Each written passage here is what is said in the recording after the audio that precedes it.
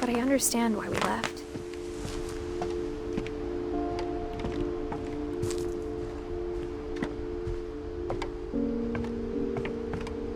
What happened that night had been coming for a long time. Maybe it should have come sooner.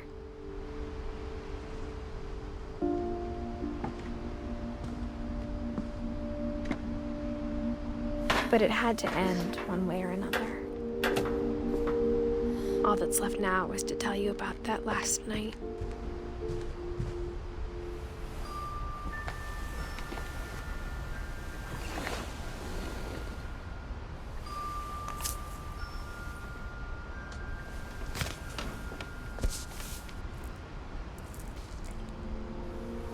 That whole last day, Edie just watched us pack and didn't say a word.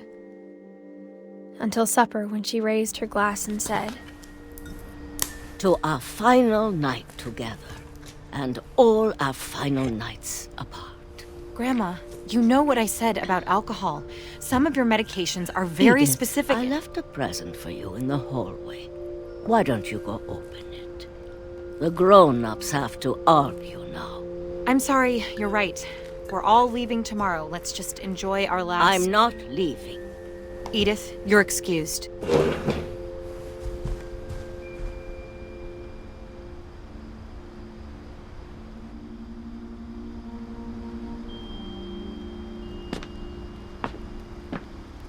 The power had been shut off that morning, but Edie always had plenty of candles.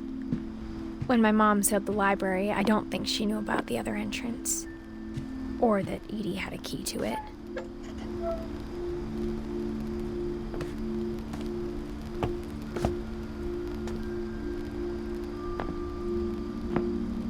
That thing you're afraid of isn't going to end when you leave the house.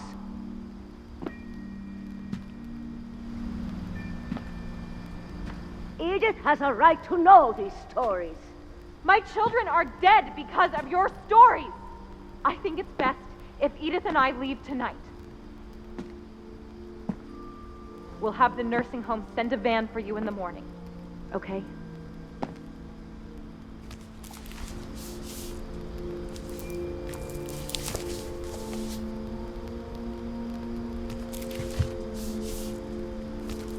Dear Edith, there's so many stories I wish I could tell you, but there's only time for one.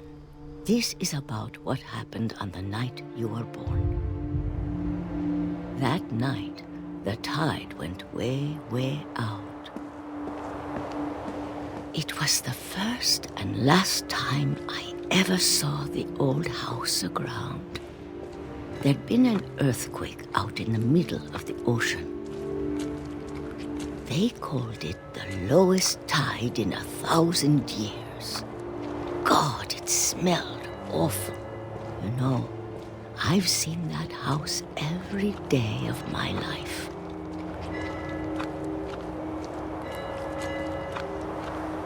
But I never thought I'd go back to it. When the fog rolled in, I lost my way.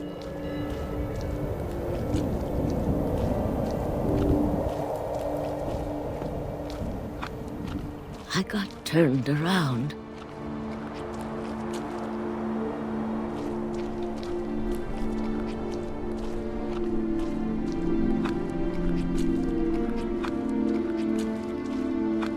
For a while, I wandered.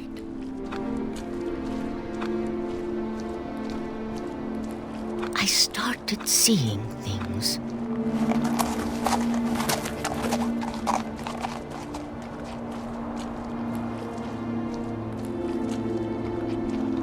Things I'd forgotten had ever existed.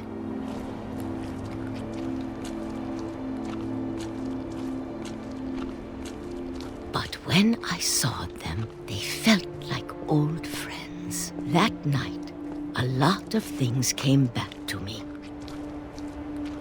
Or maybe I came back to them.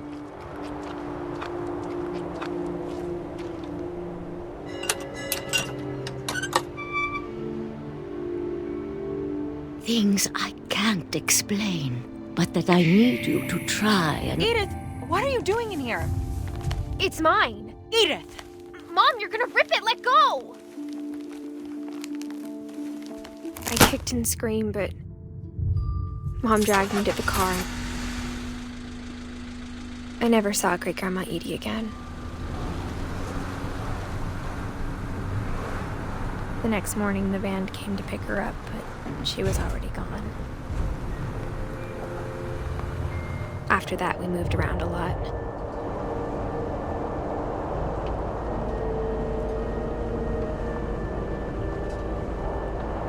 We both tried to make the best of it.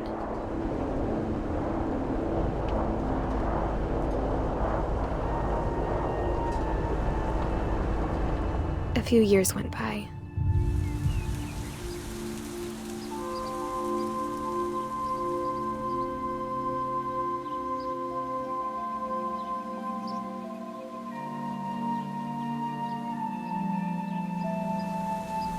My mom didn't like to talk about it, but she started getting sick a lot. The rest happened pretty quickly.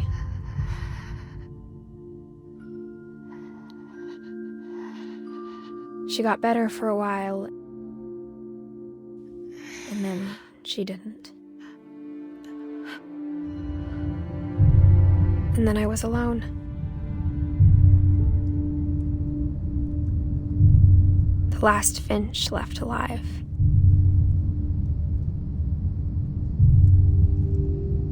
Until I found out about you.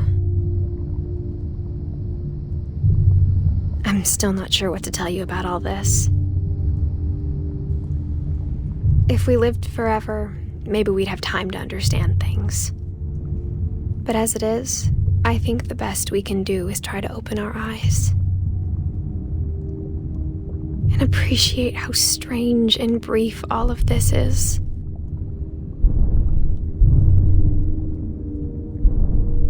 This journal was supposed to be for you. But now I hope you'll never see it. I just want to meet you and tell you all these stories myself.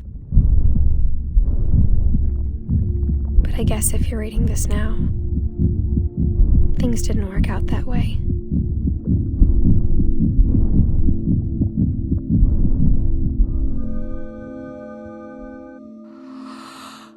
This is where your story begins. I'm sorry I won't be there to see it.